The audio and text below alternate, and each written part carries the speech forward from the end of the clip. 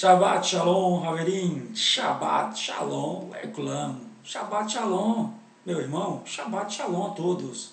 Estamos aqui para mais um Shabbat, e hoje eu estou aqui, barbudo, deixei a barba crescer hoje, porque aqui o que importa, não é a aparência, o que importa aqui é o ensinamento que o Eterno tem para nos dar, e esse ensinamento são ensinamentos milenares, através de nossos sábios, foram repassados de gerações em gerações, que é o estudo da Torá no Shabat, as parashotes, as parashá, que estudamos no Shabat. E que foi com essas palavras que o Eterno determinou para Moshe que estudássemos essas porções no sábado.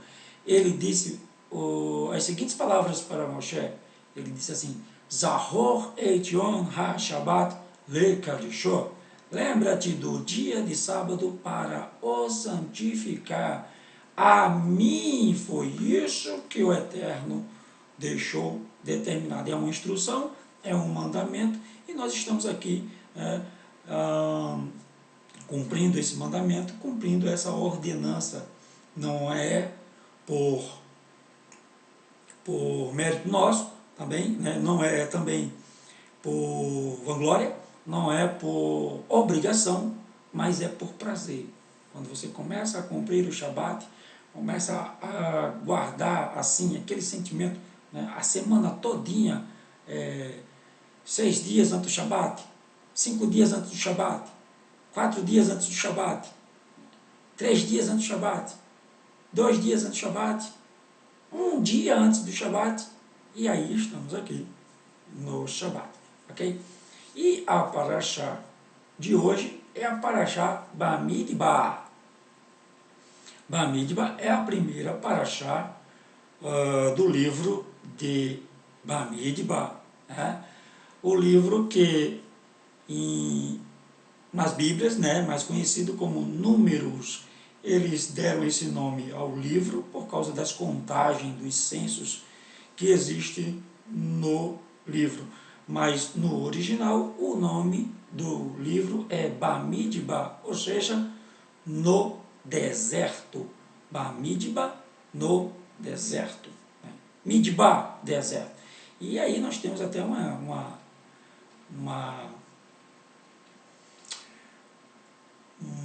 como é que eu posso dizer assim, um negócio especial aí, algo especial nessa palavra, que durante a parashá nós vamos contar, que com esse fato especial que nós temos dentro do hebraico, que a parashá também é voltada para o seguinte tema, se você não vencer o deserto vencerá você. Então vamos direto ao assunto. O texto está lá no livro de Bamidbar, Números, capítulo 1. Essa parashá é grande, então talvez eu precise fazer 2 vídeos com essa parashá. Vamos apelar que não. Então, como é de costume, nós lemos todo o texto da parashá, porque se a gente não lê o texto, a gente não fez nada. Há pessoas que transmitem também a parashá da forma que eles acham que é a correta, mas não leiam o texto todo. Eu prefiro ler o texto todo, porque aí fica gravado o que temos que fazer. Então, o livro de Números, Bamidbar, capítulo 1, nós vamos até o capítulo 4, verso 20. Deixa eu aumentar a letra aqui, para ver se fica mais fácil. Ok. Falou mais Adonai a Moshe no deserto. Por isso que o nome é Bamidbar, no deserto, do Sinai. Como sempre, a parashá sempre traz o nome da parashá, quase são as primeiras letras, as primeiras palavras do texto que nós vamos ler. Falou mais Adonai a Moshe no deserto do Sinai, na tenda da congregação, no primeiro dia do segundo mês, no segundo ano da sua saída da terra do Egito. Antes de eu lembrei de uma coisa que antes que a gente comece a ler, eu vou trazer assim algumas para não ficar para o final da Paraxá, eu vou trazer algumas considerações aqui sobre a Paraxá. Tá? O que a Paraxá nos conta também é que nós só podemos chegar à Terra Prometida, né, no caso Canaã, no caso nós agora o mundo vindouro, né, se passarmos pelos 42 estágios no deserto. O deserto teve 42 estágios. Não vou falar dos estágios aqui, porque é um assunto muito longo, né, e, digamos, tem que ter um vídeo para fazer só sobre isso. Né. Mas o que aprendemos é que a Paraxá de Shavuot, né, ou a Paraxá de Bamidbar, ela vem sempre antes, né, da festa de Shavuot. Esse ano a festa, né, será 2 dias e ocorrerá do dia 8 a dia 10 de junho de 2019. Né. Celebrará a data em que Hashem ortogou a Torá. Então, é uma data muito importante. E a próxima Paraxá, nós vamos, se não me engano, vamos falar sobre isso. Ou seja, 50 dias depois, né, do Homer, né, ou, aliás, 49 dias depois do Homer. Ou seja, no Monte Sinai, foi quando o Eterno entregou a Torá há mais de 3.300 anos. Né? Ela ocorre após 49 dias da contagem de Homer. Lembra que eu falei da contagem de Homer, né? Em preparação a esse evento marcante. É comemorada com acendimento de velas, aquele tempo era incenso, né? Com estudo a noite toda de Torá, né? Ouvindo a leitura dos 10 mandamentos, das 10 palavras, na sinagoga e saboreando alimentos, né, nutritivos. Aqui eles dizem lácteos, né, mas nutritivos. Né. Depois eu vou trazer, né, a curiosidade entre a palavra Bamidbar e outra palavra muito interessante. Certo? Então vamos agora para o texto, para a gente entender o porquê dessa paraxá, né, dos assuntos dessa paraxá. Vamos lá. Verso 2. Tomai a soma de toda a congregação dos filhos de Israel, segundo as suas famílias, segundo a casa de seus pais, conforme o número dos nomes de todo homem, cabeça por cabeça. Da idade de 20 anos para cima, todos os que em Israel podem sair à guerra. A estes contarei segundo os seus exércitos, tu e Aarão. Estará convosco de cada tribo um homem que seja cabeça da casa de seus pais. Estes, pois, são os nomes dos homens que estarão convosco. De Reuven, Elizu, filho de Sedeu. De Shimeon, Shelumiel, filho de Tissurissadai. De Yehudá, Nachon, filho de Aminadav. De Issacar, Natanael, filho de Tsuar. De Zevulun, Aliabe, filho de Elon. Dos filhos de Yosef, de Efraim, Elishama, filho de Amiúde, e de Manassé, Gamaliel, filho de Pedalzu. De Viniamim, Abidã, filho de Gideoni. De Dan, Aishé, filho de Amizadai.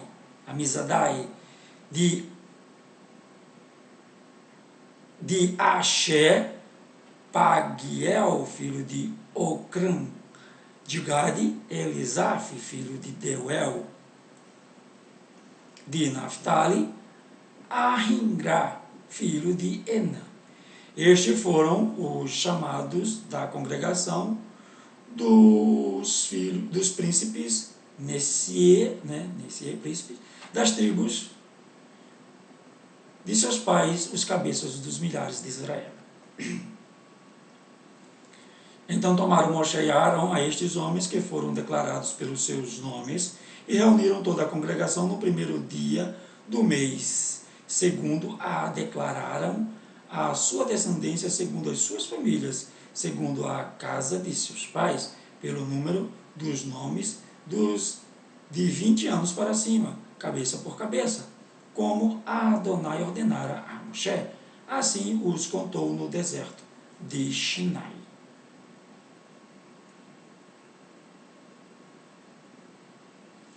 Foram, pois, os filhos de Reuven, o primogênito de Israel e suas gerações, pelas suas famílias, segundo a casa de seus pais, pelo número dos homens, cabeça por cabeça, todo homem de 20 anos para cima, todos os que podiam sair à guerra. Foram contados deles da tribo de Reuven 46.500 dos filhos de Shimon e suas gerações, pelas suas famílias, segundo a casa de seus pais, e seus contados pelo número dos nomes, cabeça por cabeça, todo o homem de 20 anos para cima, todos os que podiam sair à guerra, foram contados deles da tribo de Shimon, 59.300. Gente, essa leitura, né, você pode dizer, mas é muito chata, né, vai repetir isso toda vez, sim, vai repetir toda vez. É por isso que existe a gimatria dentro do livro da Torá, né, por conta dessas repetições, né. Eu acho, uma opinião minha, que é por conta da gemátria. Tá? O Eterno queria implantar a gemátria, né? E aí houve essas repetições. Foram contados deles a tribo de Shimon, 59.300, dos filhos de Gad e suas gerações, pelas suas famílias, segundo a casa de seus pais, pelo número dos nomes dos 20 anos para cima, todos os que podiam sair à guerra, foram contados deles da tribo de Gad, 45.650, dos filhos de Erudá, as suas gerações, pelas suas famílias, segundo a casa de seus pais, pelo número dos nomes de 20 anos para cima, todos os que podiam sair à guerra, foram contados deles da tribo de Erudá, 74.600, dos filhos de Isacar e suas gerações, pelas suas famílias, segundo a casa de seus pais, pelo número dos nomes de 20 anos para cima, todos os que podiam sair à guerra, foram contados deles da tribo de Issacar, 54.400, dos filhos de Zebulon, as suas gerações, pelas suas famílias, segundo a casa de seus pais, pelo número dos nomes dos 20 anos para cima, todos os que podiam sair à guerra, foram contados deles da tribo de Zebulon, 57.400, dos filhos de Iosef, dos filhos de Efraim e as suas gerações, pelas suas famílias, segundo a casa de seus pais, pelo número dos nomes dos de 20 anos para cima, todos os que podiam sair à guerra, foram contados deles da tribo de Efraim, 40.500, dos filhos de Manassés e as suas gerações, pelas suas famílias, segundo a casa de seus pais, pelos números dos nomes de 20 anos para cima, todos os que podiam sair à guerra, foram contados deles da tribo de Manassés, 32.200, dos filhos de Viniamim e as suas gerações, pelas suas famílias, segundo a casa de seus pais, pelo número dos nomes dos de 20 anos para cima, todos os que podiam sair à guerra, foram contados deles da tribo de Viniamim, 35.400, dos filhos de Dan e as suas gerações, pelas suas famílias, segundo a casa de seus pais, pelo número dos nomes dos de 20 anos para cima, todos os que podiam sair à guerra, foram contados deles da tribo de Dan, 62.700, dos filhos de Axé e as suas gerações, pelas suas famílias, segundo a casa de seus pais, pelo número dos nomes dos de 20 anos para cima, todos os que podiam sair à guerra, foram contados deles da tribo de Axé, 41.500 dos filhos de Naphtali e suas gerações, pelas suas famílias, segundo a casa de seus pais, pelos números dos nomes dos de 20 anos para cima. Todos os que podiam sair à guerra foram contados deles da tribo de Naphtali, 53.400. Estes foram os contados que contaram Moshe e Aarão e os príncipes de Israel, 12 homens, cada um era pela casa de seus pais. Vejam que a tribo de Levi não foi contada. Vamos falar disso mais para frente. Assim foram todos os contados dos filhos de Israel, segundo a casa de seus pais, de 20 anos para cima, todos os que podiam sair à guerra em Israel. Todos os contados eram 603.550, mas os levitas, segundo a tribo de seus pais, não foram contados entre eles. Portanto, Adonai tinha falado a Moshe dizendo: porém, não contarás a tribo de Levi, nem tomarás a soma deles entre os filhos de Israel, mas tu põe os levitas sobre o tabernáculo do testemunho, sobre todos os seus utensílios e sobre tudo o que pertence a eles. Eles levarão o tabernáculo e todos os seus utensílios, e eles o administrarão e acampar-se-ão ao redor do tabernáculo. E quando o tabernáculo partir, os levitas o desarmarão, e quando o tabernáculo se houver de assentar no arraial, os levitas o armarão. E o estranho que se chegar morrerá. E os filhos de Israel armarão as suas tendas, cada um no seu esquadrão, e cada um junto à sua bandeira, segundo os seus exércitos. Mas os levitas armarão as suas tendas ao redor do tabernáculo do testemunho, para que não haja indignação sobre a congregação dos filhos de Israel. Pelo que os levitas serão o cuidado da guarda do tabernáculo do testemunho. Assim fizeram os filhos de Israel, conforme tudo que Adonai ordenara a Moshe, assim o fizeram. Pessoal, os sábios nos contam que contar pessoas era proibida. Então, o que é que Moshe fez? Em vez de contar as pessoas, ele pediu que cada homem colocasse a moeda de um shekel, e aí eles contavam as moedas, e isso tornou mais fácil, né? Tornou mais fácil a contagem. Números 2. E falou Adonai a Moshe e a Aarão, dizendo: os filhos de Israel armaram as suas tendas, cada um debaixo de sua bandeira, segundo as insígnias da casa de seus pais, ao redor da fronte da tenda da congregação, armaram as suas tendas. Os que armarem as suas tendas do lado do oriente, para o nascente, serão os da bandeira do exército de Judá, segundo os seus esquadrões. E Nachshon, filho de Aminadav, será o príncipe dos filhos de Judá. E o seu exército, os que foram contados deles, era de 74.600, das três tribos. E segundo ele, armará as suas tendas a tribo de Issacar, e Natanael, filho de Tissuar, será príncipe dos filhos de Issacar. E o seu exército, e os que foram contados deles, eram de 54.400. Depois a tribo de Zebulun e Aliabe, filho de Elon, será príncipe dos filhos de Zebulun, e o seu exército, e os que foram contados deles, era de 57.400. Todos os que foram contados do exército de Judá, 186.400, segundo os seus esquadrões. Estes marcharão primeiro, ou seja, eles iam na frente. Depois eu vou mostrar a planta, né, de como era formado o tabernáculo, né, e como eles acampavam ao redor. A bandeira do exército de Reuven, segundo os seus esquadrões, estará para o lado do sul, e Elisu, filho de Sedeu, será o príncipe dos filhos de Reuven, e os seus exércitos, os que foram contados deles, era de 46.500.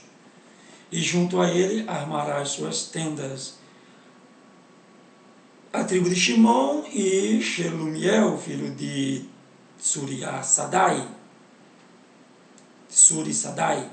será príncipe dos filhos de Shimon, e os seus exércitos, e os que foram contados deles, eram de 59.300. Depois a tribo de Gade, e Elisaf, filho de Deuel, será príncipe dos filhos de Gade. E o seu exército, e os que foram contados deles, era de 45.650. Todos os que foram contados no exército de Reuven foram 151.450, segundo os seus esquadrões, e estes marcharão em segundo lugar. Então partirá a tenda da congregação com o exército dos levitas no meio dos exércitos, como armaram as suas tendas, assim marcharão cada um no seu lugar, segundo as suas bandeiras. A bandeira do exército de Efraim, segundo os seus esquadrões, estará para o lado do ocidente, e Elishama, filho de Amiúde, será o príncipe dos filhos de Efraim, e o seu exército, os que foram contados deles, era de 40.500, e junto a eles estará a tribo de Menaché, e Gamaliel, filho de Peduzu, será príncipe dos filhos de Menaché. E o seu exército, e os que foram contados deles, era de 32.200. Depois a tribo de Viniamim, e Abidã, filho de Gideoni, será príncipe dos filhos de Viniamim, e o seu exército, e os que foram contados deles, era de 35.400. Todos os que foram contados no exército de Efraim foram 180.100, segundo os seus esquadrões, e estes marcharão em terceiro lugar. A bandeira do exército de Dan estará para o norte, segundo os seus esquadrões, e Aiexé, filho de Amishadai, será príncipe dos filhos de Dan, e os seus exércitos, e os que foram contados deles, era de 62.700, e junto a ele armará as suas tendas a tribo de Axé, e Pegiel, filho de Ocrã, será príncipe dos filhos de Axé, e o exército, os que foram contados deles, era de 41.500. Depois a tribo de Naphtali, e Ahirá, filho de Enã, será príncipe dos filhos de Naphtali, e os seus exércitos, e os que foram contados deles, era de 53.400. Todos os que foram contados no exército de Dan foram 157.600. Estes marcharão em último lugar, segundo as suas bandeiras. Estes são os que foram contados dos filhos de Israel, segundo a casa de seus pais. Todos os que foram contados dos exércitos pelos seus esquadrões foram 603.550. Mas os levitas não foram contados entre os filhos de Israel, como Adonai ordenara a Moshe. E os filhos de Israel fizeram conforme tudo o que Adonai lhe ordenara. Moshe assim armaram o arraial segundo as suas bandeiras, e assim marcharam cada qual segundo as suas gerações, segundo a casa de seus pais. Número 3. E estas são as gerações de Aaron e de Moshe no dia em que Adonai falou a Moshe no Monte Sinai. E estes são os nomes dos filhos de Arão: o primogênito Nadab, depois Abiú, Eleazar e Itamar. Estes são os nomes dos filhos de Arão, dos correntes ungidos, cujas mãos foram consagradas para administrar o sacerdócio. Mas Nadab e Abiú morreram perante Adonai quando ofereceram fogo estranho perante Adonai no deserto de Sinai, e não tiveram filhos, porém Eleazar e Itamar administraram o sacerdócio diante de Arão, seu pai. Sobre a morte desses dois a gente já falou, né, na paraxá passada. E falou Adonai a Moshe, dizendo: faze chegar a tribo de Levi e põe-na diante de Arão o corrém, para que o sirvam, e tenham cuidado da sua guarda e da guarda de todos da congregação, diante da tenda da congregação, para administrar o ministério do tabernáculo. E tenha cuidado de todos os utensílios da tenda da congregação e da guarda dos filhos de Israel, para administrarem o ministério do tabernáculo. Darás, pois, aos levitas, a Arão e a seus filhos, dentre os filhos de Israel, lhes são dados em dádiva. Mas a Arão e seus filhos ordenarás que guardem o sacerdócio, e o estranho que se chegar morrerá. E falou mais Adonai a Moshe, dizendo: E eu eis que tenho tomado os levitas no meio dos filhos de Israel, em lugar de todos os primogênitos, que abre a madre entre os filhos de Israel. E os levitas serão meus, porque todo o primogênito é meu, desde o dia em que tenho ferido a todo o primogênito na terra do Egito. Santifiquei para mim todo o primogênito de Israel, desde o homem até ao animal. Meus serão, eu sou Adonai. E falou Adonai a Moshe no deserto de Sinai, dizendo: conta os filhos de Levi, segundo a casa de seus pais, pelas suas famílias contarás. Agora ele vai contar separadamente os filhos de Levi, né? A tribo de Levi. Todo homem da idade de 1 mês para cima. Veja bem que ele vai contar da idade de 1 mês. Não é da idade de 20 anos, é da idade de 1 mês. Ou seja, a princípio, a tribo de Levi teria que dar mais, né? Mas não foi bem isso que aconteceu. E Moshe os contou conforme o mandado de Adonai, como lhe foi ordenara. Estes, pois, foram os filhos de Levi pelos seus nomes, Gerson e Querate e Merari. E estes são os nomes dos filhos de Gerson pelas suas famílias, Libine, Shimei, e os filhos de Querate pelas suas famílias, Anrão, Aizá, Hebron e Uziel. Você sabe quem é Anrão? Né? É filho de quem? Anrão é filho de quem? De Querate. Veja como é importante genealogia. Tá? E os filhos de Merari, pelas suas famílias, Mali e Mushi. Estas são as famílias dos levitas, segundo a casa de seus pais. Né? Arão é o pai de Moshe, tá? E Arão. E Gerson e a família dos Libinitas e a família dos Simeitas, estas são as famílias dos Gersonitas. Os que deles foram contados pelos números de todos os homens da idade de 1 mês para cima, sim, os que deles foram contados eram de 7.500 só. As famílias dos Gersonitas armaram as suas tendas atrás do tabernáculo ao ocidente. Depois vou mostrar como foi formado isso aí. E os príncipes da casa paterna dos Gersonitas será Elisaf, filho de Lael. Lael é o nome do meu pai, sabia? Meu pai se chamava Lael. E eu tenho um irmão com o nome de Lael também. Né? Ele é até pastor. E os filhos de Gerson terão o seu cargo na tenda da congregação, o tabernáculo, a tenda da sua coberta e o véu da porta da tenda da congregação. E as cortinas do pátio e o pavilhão da porta do pátio que estão junto ao tabernáculo e junto ao altar, em redor, como também as suas cordas para todo o seu serviço. Ou seja, não tem como fugir, né? Vai geração, vai geração, vai geração, vai geração, daqui a pouco entra um nome pertencente, né, à nossa tribo. Né? E aí está, né? Por isso que o nome do meu pai é Lael. Né? Para quem não sabe, né, nós somos descendentes, né, dos israelitas, né? Dos levitas, depois misturou com os judeus, aí somos descendentes dos judeus. E de Querate é a família dos Aramitas. Não é à toa, tá, gente? Estou cortando a paraxá aqui só para explicar. Não é à toa que a minha família, a maioria são quase todos músicos, né?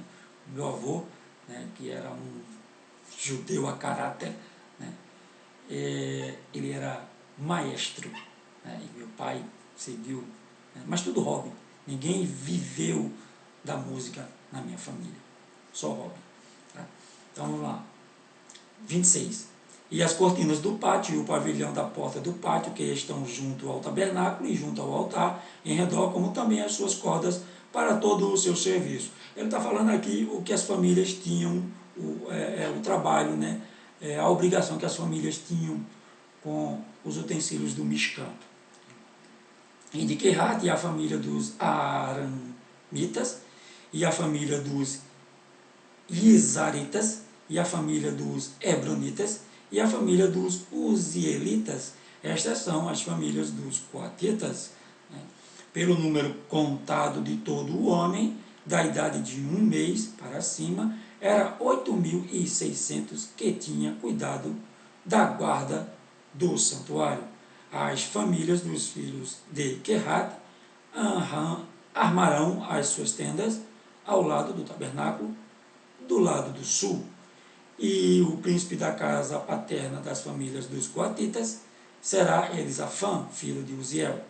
E a sua guarda será a arca, e a mesa, e o candelabro, e os altares, e os utensílios dos santuários, com que ministram, e o véu com todo o seu serviço. E o príncipe dos levitas, o príncipe dos príncipes de Levi será Eleazar, filho de Arão, o Corém, terá superintendência sobre os que têm cuidado de guardar do santuário. De Merari, e a família dos Malitas, e a família dos Musitas, estas são as famílias de Merari. E os que deles foram contados pelo número de todos os homens de 1 mês para cima foram de 6.200. E o príncipe da casa paterna das famílias de Merari será Zuriel, filho de Abihail. Armarão as suas tendas ao lado do tabernáculo, do lado do norte. E os filhos de Merari serão o seu cargo, as tábuas do tabernáculo e os seus varais, as suas colunas e as suas bases e todos os seus utensílios com todo o seu serviço. Montar, desmontar e carregar, tá? E as colunas do pátio ao redor e as suas bases e as suas estacas e as suas cordas. E os que armarão as suas tendas diante do tabernáculo do oriente, diante da tenda da congregação, para a nascente, serão Moshe e Arão com seus filhos, tendo o cuidado de guardar do santuário pela guarda dos filhos de Israel, e o estranho que se chegar morrerá. Né? Todos os que foram contados dos levitas, que contaram Moshe e Arão por mandado de Adonai, segundo as suas famílias, todo homem de 1 mês para cima, foram 22.000, ou seja, a menor tribo. E disse Adonai a Moshe: conta a todos os primogênitos, homem dos filhos de Israel, da idade de 1 mês para cima, e toma o número dos seus nomes. E para mim tomarás os levitas, eu sou Adonai, em lugar de todo o primogênito dos filhos de Israel, e os animais dos levitas, em lugar de todo o primogênito entre os animais dos filhos de Israel. E contou Moshe como o Adonai lhe ordenara, todo o primogênito entre os filhos de Israel, e todos os primogênitos dos homens, pelos números dos nomes da idade de 1 mês para cima, segundo os que eram contados, deles foram 22.273. Gente, deu 22.000 os levitas, né? E aí ele mandou contar os primogênitos das outras tribos, de 1 mês para cima.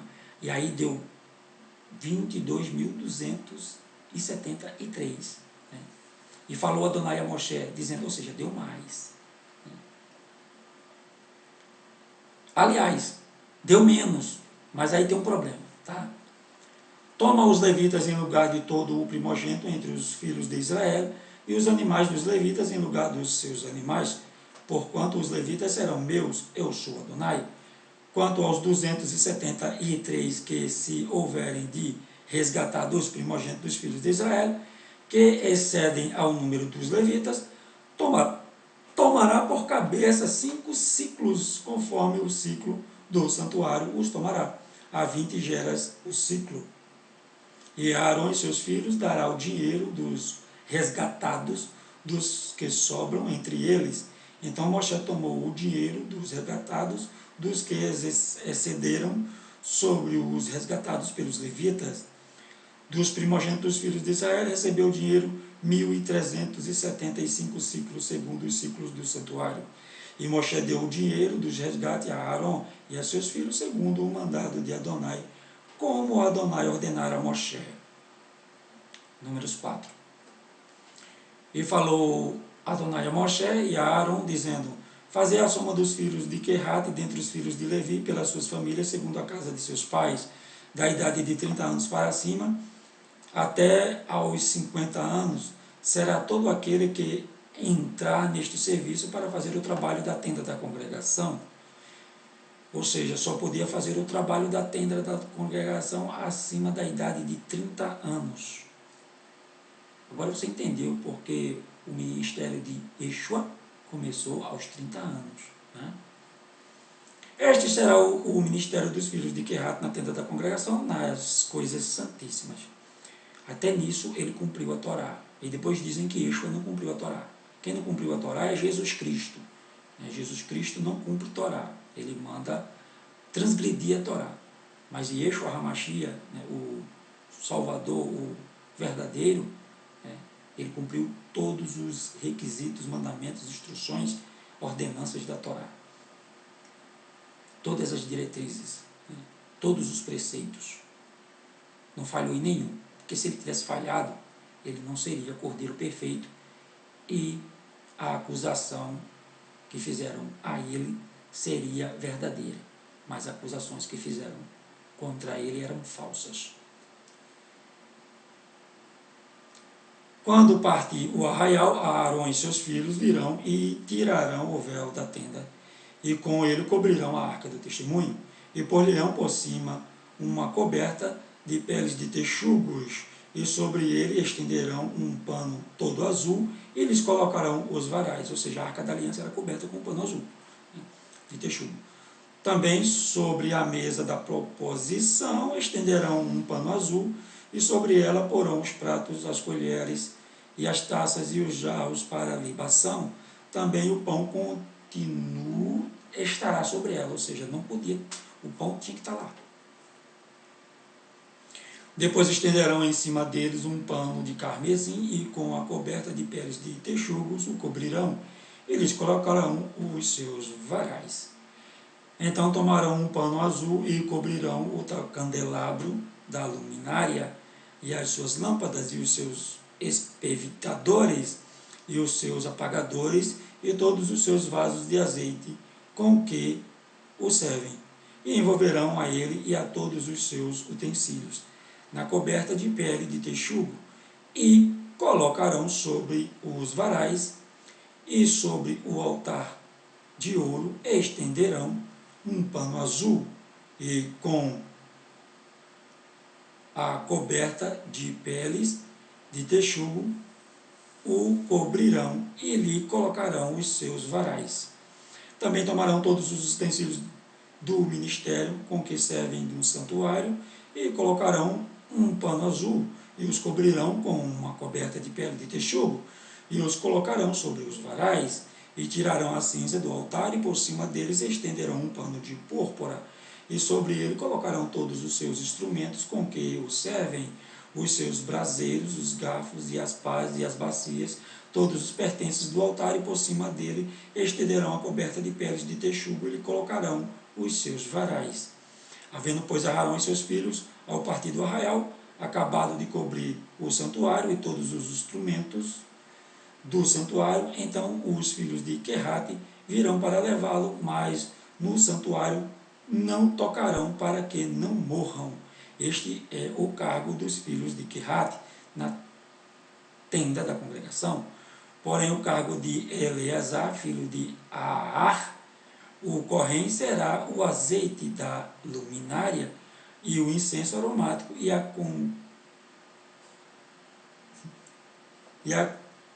contínua oferta dos alimentos, e o azeite da unção e o cargo de todo o tabernáculo, de tudo o que nele há, o santuário e os seus utensílios. Ou seja, o filho é o filho de Aarão, Eleazar, que era corrém também. E falou Adonai a Moshe e a Aarão, dizendo: não deixareis extirpar a tribo das famílias dos coatitas no meio dos levitas, mas isto lhes fareis para que vivam e não morram. Quando se aproximarem das coisas santíssimas, Aarão e seus filhos virão e a cada um colocarão no seu ministério e no seu cargo. Porém, não entrarão a ver quando cobrirem o santuário, para que não morram. Ok? ou seja, quando iam desmontar, né, lá o santuário, eles criaram uma forma que, quando tirasse o véu, caísse um pano por cima da arca para que ninguém visse a arca. Pois bem, gente, vamos algumas... Terminou, né, o texto. Terminou o texto, vamos a algumas considerações aqui. Deixa eu ver se eu acho alguma coisa, né, de relevante. Né, porque a Torá especifica as datas e locais nos quais Hashem falou com Moshe. Né. O livro de Bamidbar inicia-se com: e Hashem falou a Moshe no deserto do Sinai, no Mishkan, tabernáculo, no primeiro dia do segundo mês de Aiá, né, no segundo ano após terem saído da terra do Egito. Hashem falou com Moshe centenas de vezes e geralmente a Torá não especifica a data. Por que então a Torá o faz aqui? Né? Um famoso milionário, conhecido por possuir diversas arranha-céus, grandes cotas e ações em firmas de grande porte, além de fazendas e ranchos, não conseguia encontrar satisfação em sua vida pessoal. Ele acabara de divorciar-se da segunda esposa, filha de um rico magnata de petróleo, né, que amargurava sua vida com incessantes reclamações. Divorciara-se da primeira esposa anos antes, pois ela lhe fora infiel. Raramente falava destes casamentos. E quando indagado por repórteres curiosos, recusava-se a divulgar detalhes. Guardava segredo as datas de seus casamentos e divórcios. E ao lhe pedirem para mostrar os contratos de casamento, negava possuir tais documentos. Anos depois, os amigos sugeriram um partido, partido ou mulher, né? Apesar de não usual para um homem em sua posição, sem sombra de dúvidas, provaria ser bem sucedido. A moça em questão era pobre, mas de nobre estirpe e caráter refinado.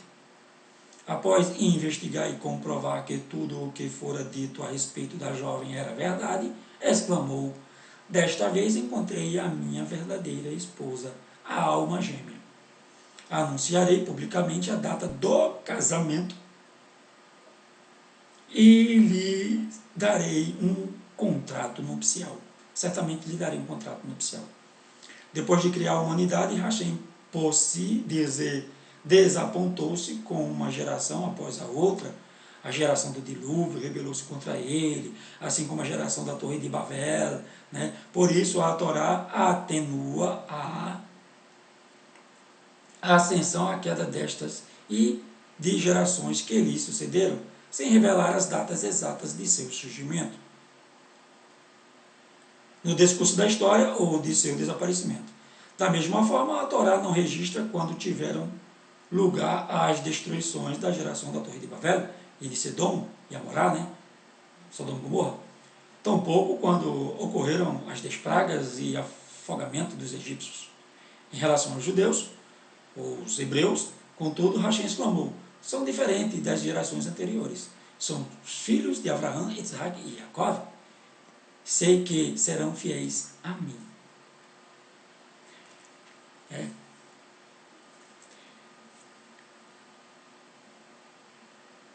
No caso aqui, a data não foi por conta, né? Vou terminar o texto, depois eu vou explicar.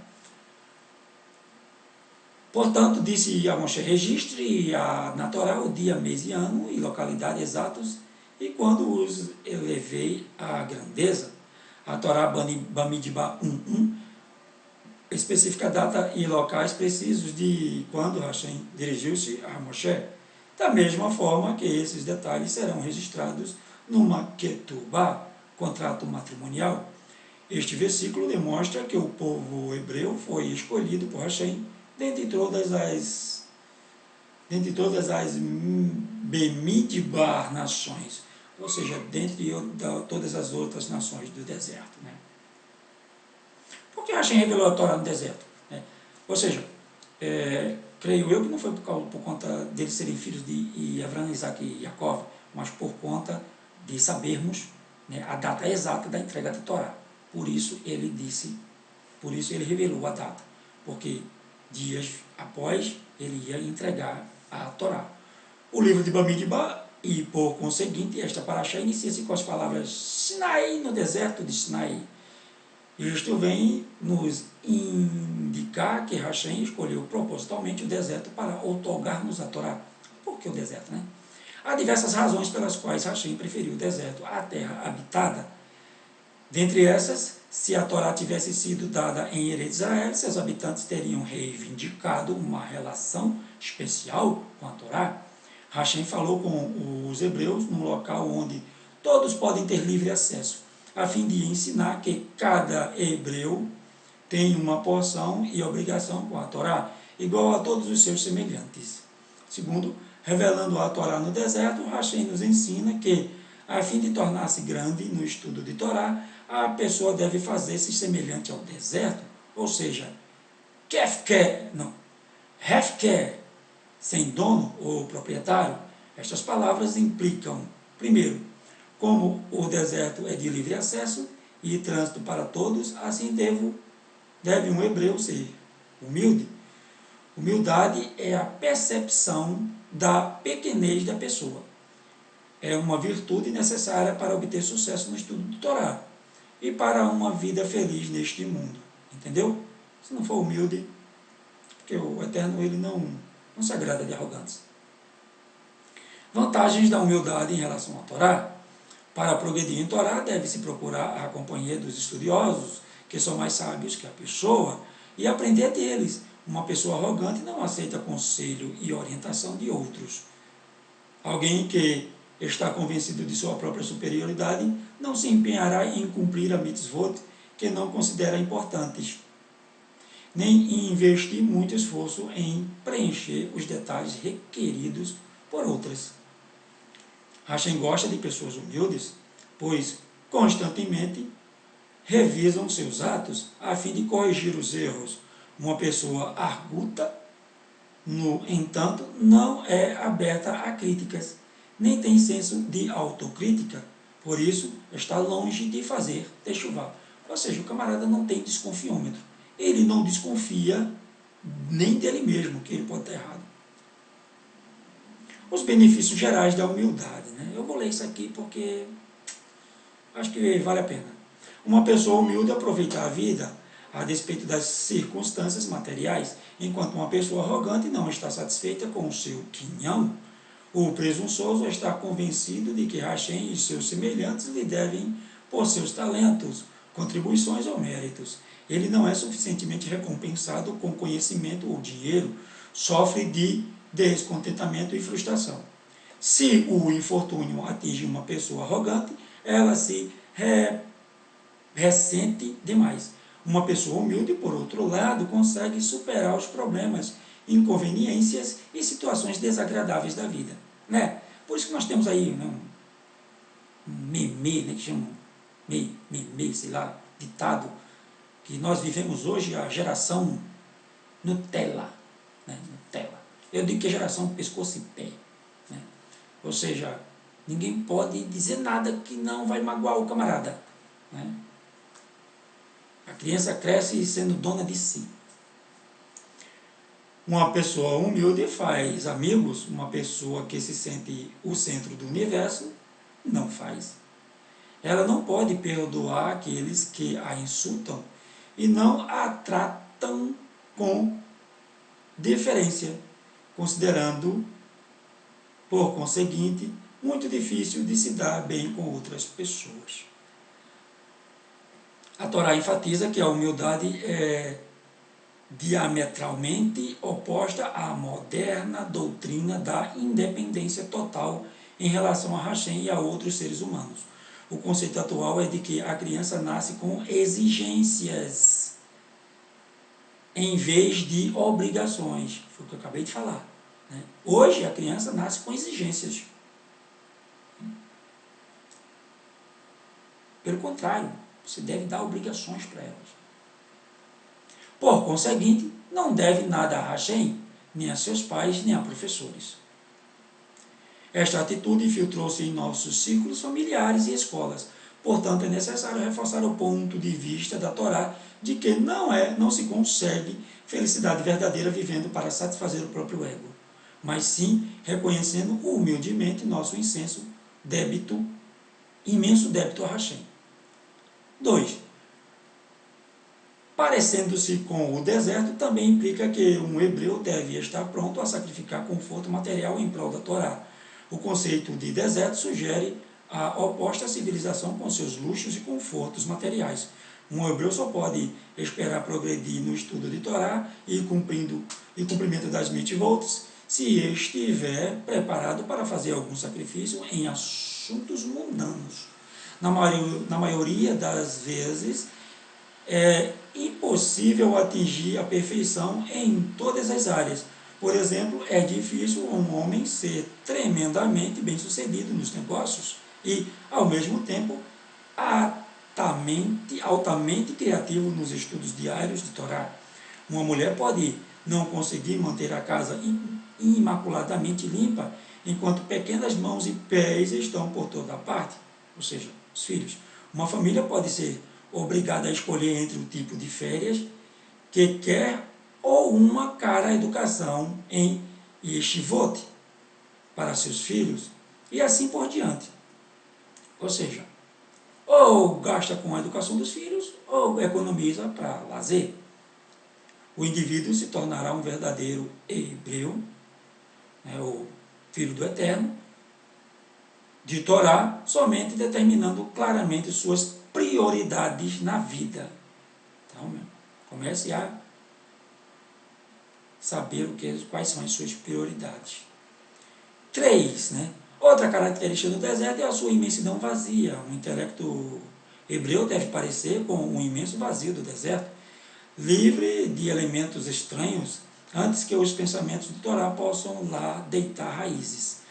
Um rei conquistou um novo país e anexou ao seu reino. Desejava que seus habitantes se submetessem ao seu código de leis e por isso anunciou que visitaria uma das cidades a fim de ser reconhecido como um novo regente. Essa midrash, ela vai no ponto crucial, do nosso caráter ou da falta de caráter. Contudo, quando a carruagem real chegou, não foi recebido pela esperada multidão aclamando. O rei viajou através de ruas desertas e não se viu pessoa alguma. Esta cidade era habitada por prósperos mercadores.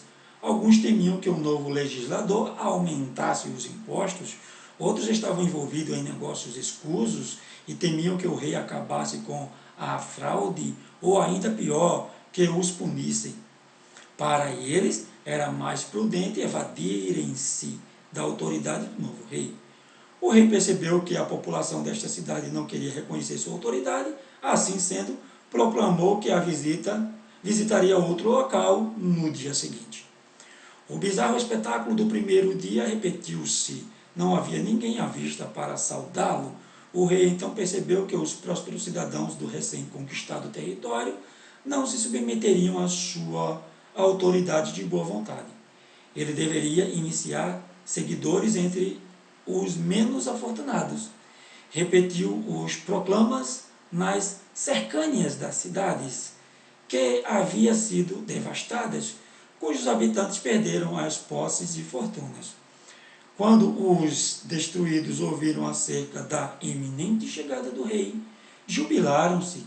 Um regente significava esperança para o futuro, investiria recursos para reconstruir seus lares e fazendas devastadas e os empregaria em seu serviço. Não tinha dinheiro que o rei pudesse confiscar, nem negócio que desaprovassem. Assim, no dia seguinte, uma multidão jubilosa deu boas-vindas ao rei. Hashem considerou as montanhas como possível local para dar a Torá, mas estas saltaram como cordeiros. Tehillim 114:4. Fugiram, pois sabiam que não eram merecedoras de participar de tal revelação, uma vez que estátuas de ídolos foram colocadas em seu topo. Finalmente, a Shekhinah aproximou-se do deserto e este não se retirou. Poderia perceber o Todo-Poderoso sem medo ou vergonha, pois estava totalmente vazio, imaculado de qualquer mancha de idolatria. Ninguém ia para o deserto para plantar poste de ídolo, Desta forma, Hashem escolheu o deserto para a outorga da Torá. Assim também, um hebreu ou filho do Eterno pode adquirir sabedoria da Torá somente se preparar seus intelectos para recebê-la. Deve eliminar quaisquer pensamentos, ideias ou desejos que são antítese da Torá. Deve transformar sua mente em deserto. Então a Shekhinah poderá entrar. E aí Hashem ordena que faça a contagem, né, como foi cumprida a contagem, eu já expliquei, foi com moedas, né, Bene Israel são contados, isso aqui é interessante, Bene Israel são contados pela quarta vez, né, esta era a quarta vez que os hebreus eram contados, né, inicialmente a Torá registra que os membros da família de Jacob, que desceram ao Egito, eram de 70, a Torá declara que 600 mil homens deixaram o Egito. Essas cifras indicam que o povo hebreu multiplicou-se de maneira miraculosa no Egito, devido à providência de Hashem. O pequeno clã de Jacob, a despeito de planos inimigos para exterminá-lo, tornou-se miraculosamente uma nação que compreendia milhões de almas. Após o pecado do bezerro de ouro, a 11 de Tisrei de 2448, Bene Israel foram contados pela terceira vez. O censo foi tomado como um sinal do amor de Hashem e sua preocupação com os hebreus, mesmo após o pecado. Agora, a primeiro de Iá, 2449, quase 7 meses após o último censo, o povo foi contado novamente. Não houve mudanças deste último contagem, porque Hashem ordenou este censo. A próxima sessão oferecerá essa explanação. Os objetivos da contagem. Né? O primeiro objetivo desta contagem era apurar a ancestralidade de cada indivíduo, né? de qual raiz, de qual tribo ele era. Né? Bene Israel logo adentraria na Terra Santa. Hashem ordenou esta contagem para descobrir quantos homens serviriam no exército hebreu. Isso não quer dizer que Hashem não soubesse. Ele queria que eles mesmos soubessem a capacidade deles. Né? Exatamente. Então foi isso aí. Imagine que você está entre hebreus e são contados no deserto. Ficaria perante Moshe, Aaron e os seus líderes das tribos. Qual era a sensação? Não é uma experiência emocionante? Você está face a face com os líderes da Torá, da nação judaica, ou da nação israelita. Né? Ele puxa o saco aqui para o judaísmo. Então isso foi uma das razões também, né? Para dar alegria para o povo. Né? Tem uma midrash aqui, né, que são 2 tipos de pérolas. Essa midrash ela é legal. Né?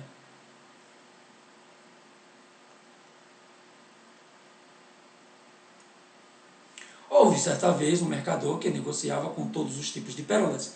Viajava todos os anos, uma feira de grande, todos os anos, a uma feira de uma grande cidade. Alguns dias antes da feira, ele estava muito ocupado empacotando suas mercadorias. Usava caixas grandes e pequenas. Nas caixas grandes colocou pilhas de pérolas, encheu-as até o topo e lacrou-as, sem contar as pérolas. Porém, embrulhou cuidadosamente cada pérola que colocou nas caixas pequenas. Numa caderneta, tomou nota das formas e tamanhos de cada uma dessas pérolas. Quando o mercador chegou à feira, desembrulhou as caixas pequenas com muito cuidado, conferindo cada pérola. O conteúdo nas caixas grandes, porém, apenas despejou sobre a mesa. Qual era a diferença entre elas? A resposta é que as caixas grandes continham pérolas de imitação. Podiam parecer reais, mas eram, na verdade, feitas de vidro e valiam muito pouco. Não compensava contá-las. Mesmo se alguma dessas pérolas de vidro se perdessem ou fossem roubadas, pouco se incomodaria com isso. Mas as pérolas das caixas pequenas eram genuínas, cada uma delas valia milhares de dólares. O mercador contou-as uma e outra vez para assegurar-se de que não tinha perdido ou extraviado nenhuma sequer. A explicação da parábola, né? Superficialmente, Bene Israel e as nações do mundo podem ter a mesma aparência, entretanto a Torá nos relata que Hashem contava apenas Bene Israel. Uma vez após outra, ele contava as pérolas genuínas. A Torá nos ensina que, aos olhos de Hashem, cada hebreu é uma pérola de valor inestimável. Ou seja, cada filho dele, né? Cada um que se diz filho dele. Né? Bamidbar é denominado de Humash HaPekudim, o livro de números. O livro de Bamidbar também é chamado de Humash HaPekudim, né? O livro de números contém um excesso detalhado desta paraxá e outra na paraxá de Pinerra. O título do livro de números assinala novamente a importância de Hashem da contagem do povo hebreu, pois esse ato é realmente uma expressão de seu amor por eles. Né? Já disse, não vou falar a quantidade das tribos. Deixa eu ver se eu encontro mais algo importante aqui. Não tem mais, então vamos para a forma como eu não vou ler os textos, né, só vou mostrar no quadro aqui como foi dividido as tribos. Então vamos lá, vou tirar a câmera daí. Ok.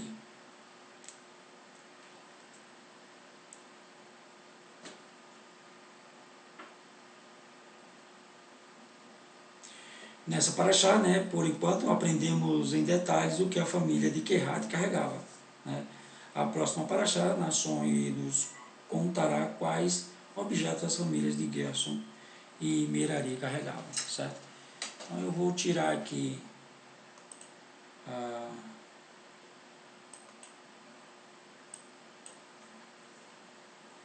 câmera. Né? Uma hora a gente tem ainda alguns minutos, aí terminamos.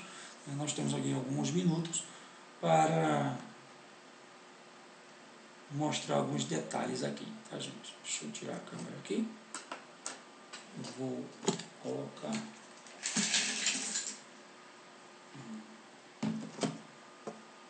um utensílio aqui. Vou colocar a câmera em cima, certo? Vamos lá. São aquelas curiosidades que eu acabei de falar. Que eu falei, certo?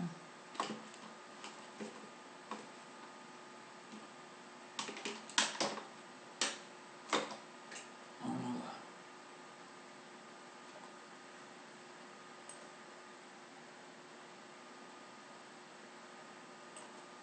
Tirar a luzinha aqui. Pronto.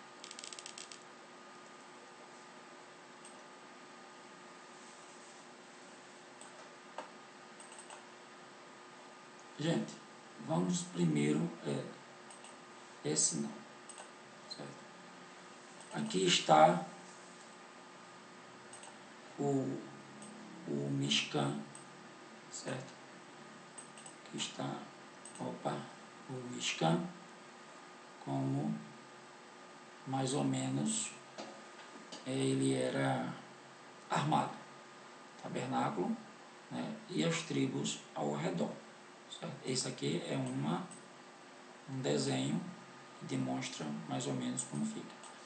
Agora, gente, o mais importante disso aí é que vocês lembram que Shaul disse que isso aqui, né, deixa eu ver se eu consigo aumentar. Não aumenta não. Aumentou. Isso aqui, né, perdão, são sombra das coisas futuras, certo? São sombra das coisas futuras. Outra,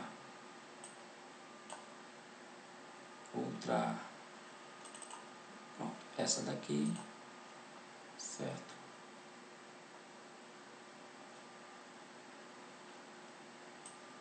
Vai nos dar mais ou menos uma ideia de como eles ficavam.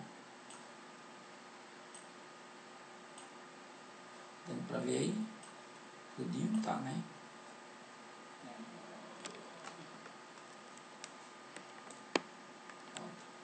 Aqui embaixo fica meio claro, né?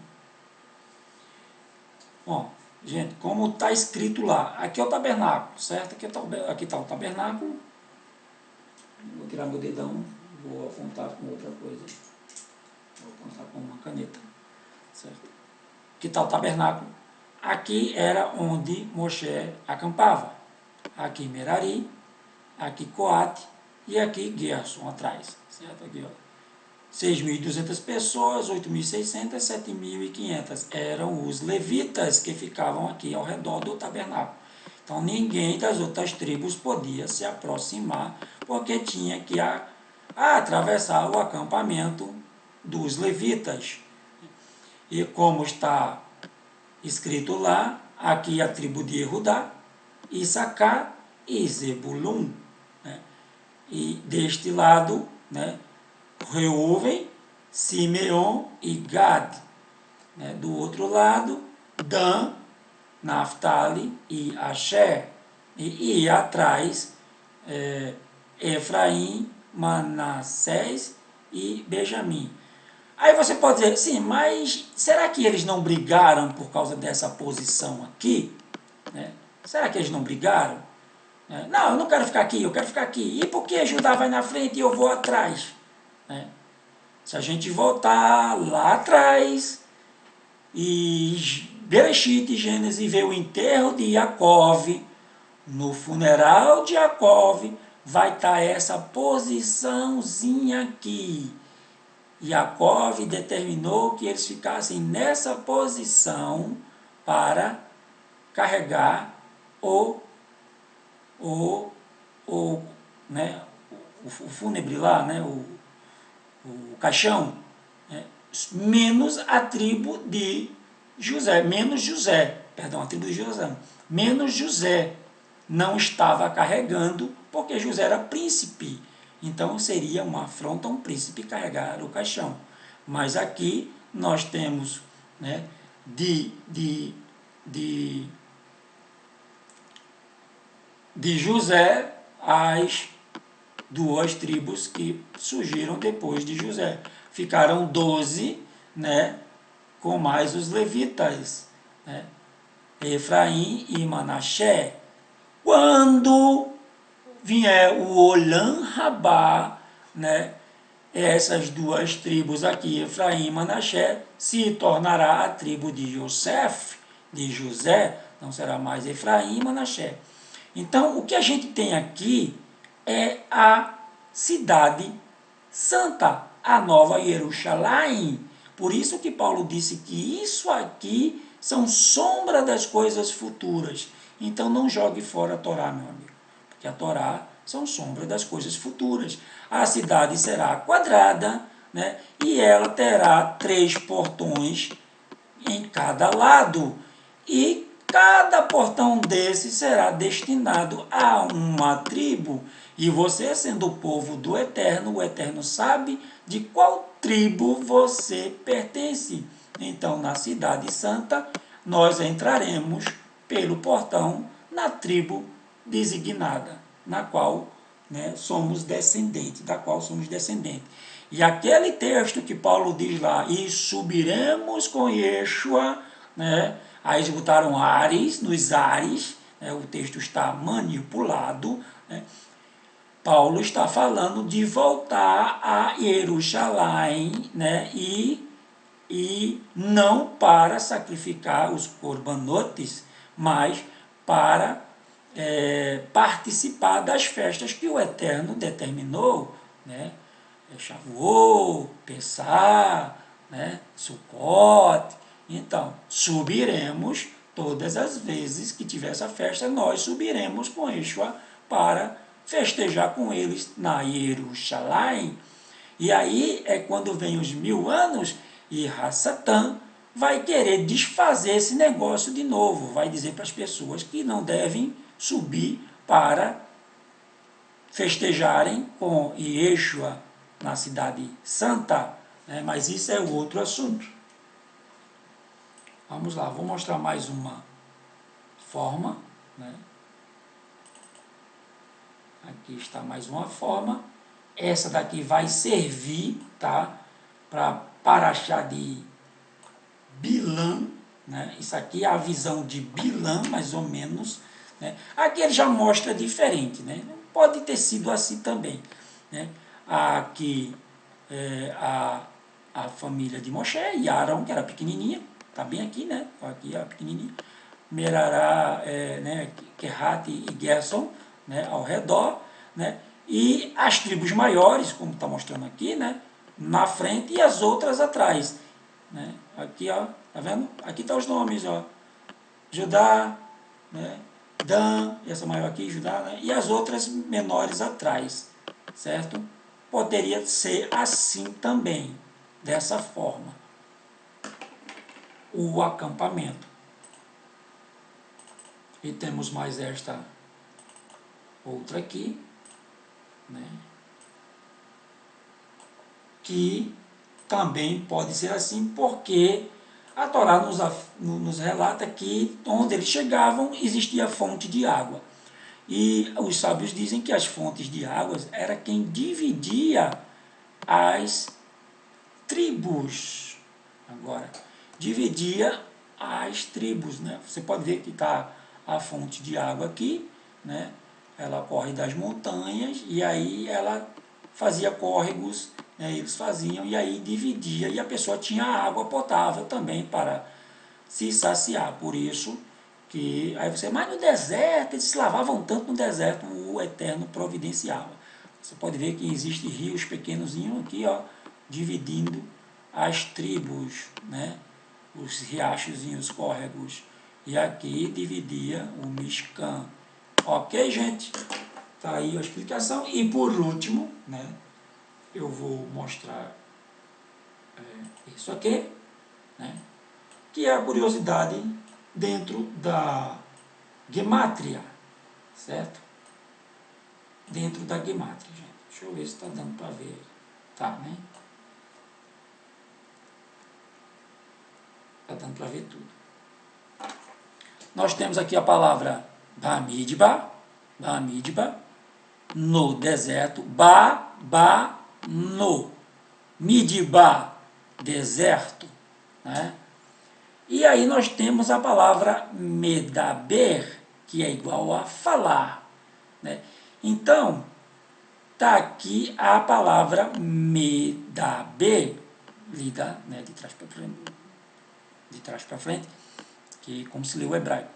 Medaber, temos aqui o Men, 40, né, o Dalet, 4, né, o Beit, 2 e o Hirsch, 200. Quando somamos, dá 246, né, que é igual, aí você soma isso aqui, aí dá 12. 2 mais 4, 6, 6 mais 6, 12. Aí quando você soma 1 mais 2 é igual a 3. Então, tanto a palavra Bamidba ou Midba, né, como Medaber, né, no deserto e falar, tem a mesma raiz 3. Aí você diz, tá, mas aqui ó, é a mesma palavra, só muda a fonética.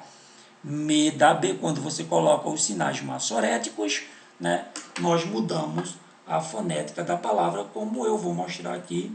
Eu fui buscar isso aqui do meu amigo Felipe, que é um cara gênio, né?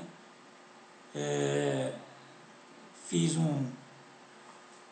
uma pescada aqui né? Numa das fotos do Felipe. Um abraço aí, o Felipe. Gênio, Felipe.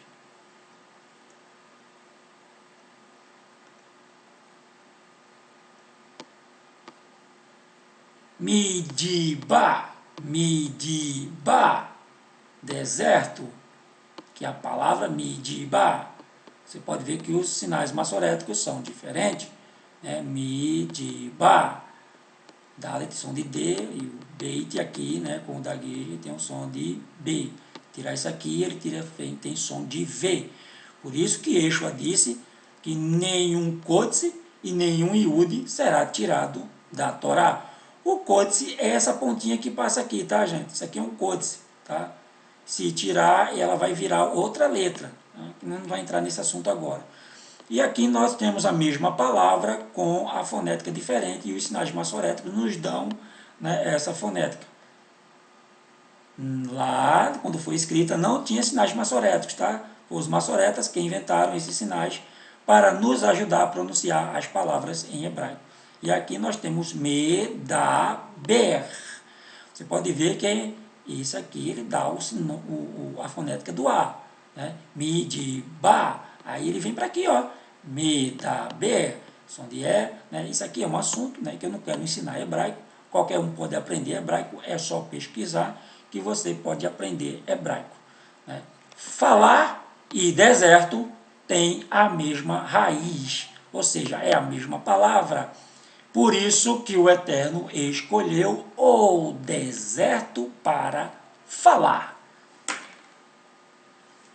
E eu vou terminar essa paraxá, você não precisa mais olhar para mim, né? Vou terminar essa paraxá aqui com você olhando aí para o deserto. Né? Tá aí o deserto e a palavra, né?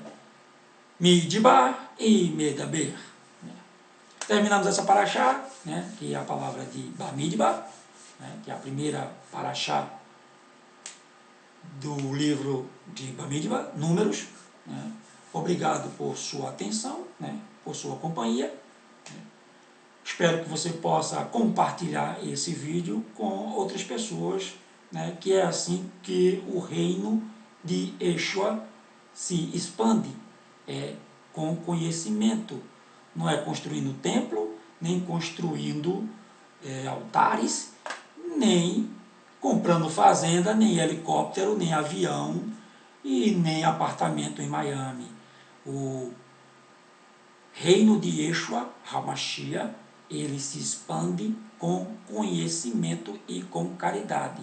Ele repartiu o pão e disse, fazei isso em memória de mim. A gente pode falar de pão também, né? Pão e palavra e outras coisas que vai dar a mesma raiz também. Mas esse é outro assunto. Então, vamos terminar, né?